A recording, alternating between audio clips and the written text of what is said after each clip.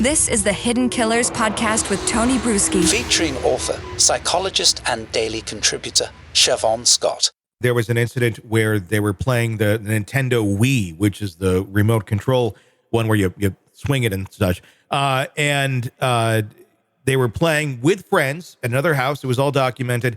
And I guess Keith had swung his arm and his elbow and actually hit her in the eye. Complete accident.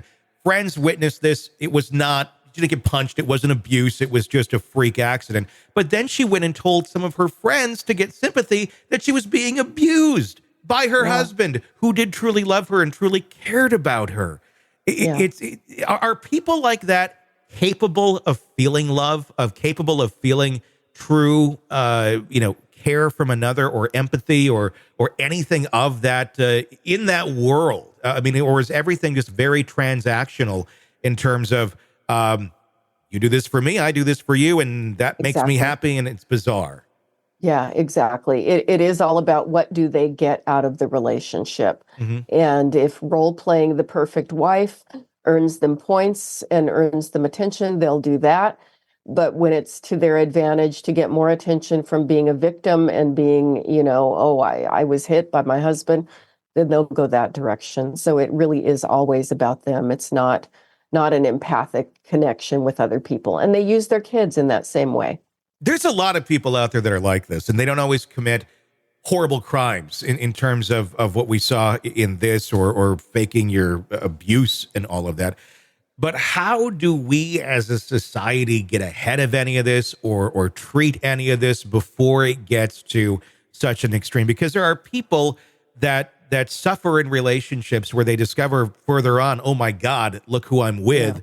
And they really played it really well. Then you're stuck in this trap. I've been there. I've been in relationships like that, where I feel like one step later, yes, you have too, where it's like it could have gone to this extreme. In some cases, it got pretty damn close. But when you're just trying to be a good human being and be a good partner, you kind of get blindsided. Then after it's done and they're out and you're on your own again, it's just the cycle continues, and somebody else is going to be the victim of these people. Yeah. Yeah. And that's what I wonder with Sherry Papini. I mean, she's an attractive woman. And if somebody doesn't do their homework on this woman and look up what her story is or doesn't understand what it is, she's just going to keep doing this in my summation of it. I mean, that's just who knows, hopefully not. But there's no rails for people like this. It's just like, okay, good luck. Go out there, help people recognize it before you ruin their lives. Exactly. I think we're trying to do a good job. We're trying, those of us who work in the psychological field, of educating the public, keeping therapists tuned in, because, if you went to school many years ago, this wasn't always well understood, decades in the past. I think we know more about it than we used to. But certainly there are more books out for the general public, and I can think of quite a few that I recommend to people. And, we just have to keep educating, and like your show, talking about it so people can learn more about the personality disorders and the way that people can present as a chameleon and, behave one way. But you always have to look at the behavior, not the words. Yeah.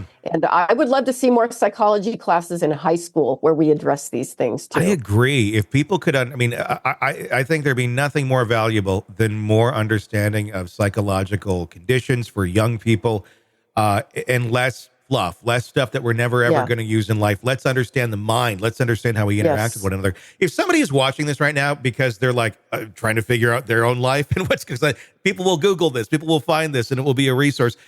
Give us some of the books. I know I have my list that I've gone through, but from you directly, what would be some of those that you'd say out to somebody who feels like, well, there's kind of some likenesses here with this case in my life, to kind of better understand this and get a better grip on what's going on in their world? Yeah, one of my favorite authors right now is a lady named Sandra Brown, and I believe she has a website. You can just Google her, Sandra Brown Therapist. One of her books that I recommend to a lot of people. Now, the title is a bit misleading because it really goes into the cluster B personality disorders, but it's called Women Who Love Psychopaths.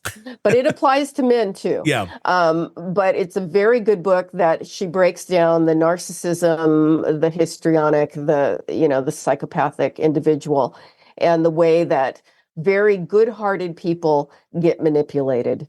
And, folks like this tend to latch on to people who have a lot of empathy, who tend to see the best in people who are well-meaning, and they get taken advantage of. And I certainly see Keith Papini as a person like that. Yeah. So, it's unfortunate it says women who love psychopaths, because it applies to Everybody, yeah. everybody. But it's a very user-friendly book and very comprehensive. So that's by Sandra Brown. That'd be a good one to check out. The documentary is on Hulu right now called Perfect Wife. Worth watching, if nothing else, just from a psychological standpoint, to see what some people are capable of. It's quite scary, but fascinating conversation. Yeah. Want to listen ad-free? Want advanced access to all of our interviews before anyone else? Become a True Crime Today Premium Plus subscriber on Apple Podcasts. You get every episode commercial-free. So you can binge on true crime Until you can binge no more. Search True Crime Today Premium Plus on Apple Podcasts now, or go to our podcast page and sign up now. More of the Hidden Killers podcast next.